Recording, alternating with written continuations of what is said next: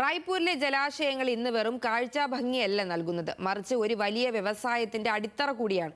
താമരയുടെ പൂവും കിഴങ്ങും വിറ്റ് ശീലിച്ച കർഷകർക്കിടയിലേക്ക് അതിന്റെ തണ്ടിൽ നിന്നും അത്ഭുതങ്ങൾ വിരിയിക്കാമെന്ന് തെളിയിക്കുകയാണ് ഒരു കൂട്ടം കർഷകർ.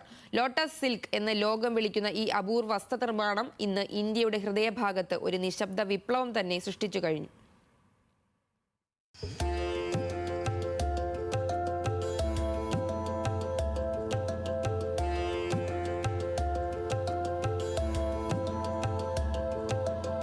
റായ്പൂരിലെ 60 ഏക്കറോളം വരുന്ന താമരപ്പാടങ്ങളിലാണ് ഈ വിപ്ലവം തുടങ്ങുന്നത്.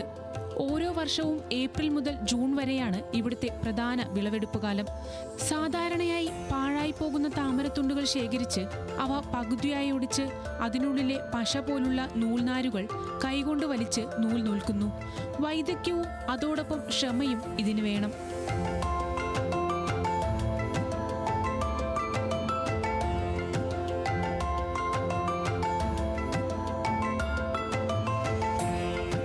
ശ്രീ ഹരിഹര വികാസ് സമിതിയുടെ അധ്യക്ഷ ഡോക്ടർ വിനീത ദിവാനും IIT ഡൽഹിയിലെ ടെക്സ്റ്റൈൽസ് വിദഗ്ധൻ ഡോക്ടർ കരൺ ചന്ദ്രേക്കറുമാണ് ഈ സംരംഭത്തിന് പിന്നിൽ പ്രവർത്തിക്കുന്നത്. പ്രൊഫസറായിരുന്ന ലക്ഷ്മൺ ജൽഛത്രി ജോലി ഉപേക്ഷിച്ചാണ് ഇന്ന് താമര കൃഷിയിൽ വ്യാപൃതനായിരിക്കുന്നത്. കേവലം വരുമാനത്തിനപ്പുറം പ്രകൃതിയോടിണങ്ങി ജോലി ചെയ്യുന്നതിൽ ആത്മസംതൃപ്തിയുണ്ടെന്ന് ലക്ഷ്മൺ പറയുന്നു. ഗ്രാമീണ മേഖലയിലെ തൊഴിലില്ലായ്മ പരിഹരിക്കാനും ഈ വ്യവസായത്തിന് സാധിക്കുന്നുണ്ട്.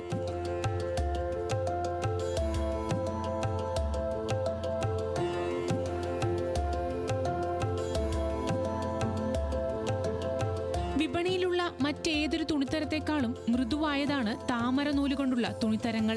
ഏറ്റവും വിസ്മയകരമായ കാര്യം ഈ വസ്ത്രം ഓരോ തവണ കഴുകുമ്പോഴും അതിന്റെ മൃദുത്വം കൂടുന്നു എന്നതാണ്. പരിസ്ഥിതിക്ക് ഒട്ടും ദോഷം ചെയ്യാത്ത 100% പ്രകൃതിദത്തമായ വസ്ത്രങ്ങൾക്ക് ഇന്ന് ആഗോളതലത്തിൽ വലിയ ഡിമാൻഡാണുള്ളത്. ഈ താമരപ്പാടങ്ങൾ ഇന്ന് രാജ്യത്തിന് തന്നെ മാതൃകയാവുകയാണ്.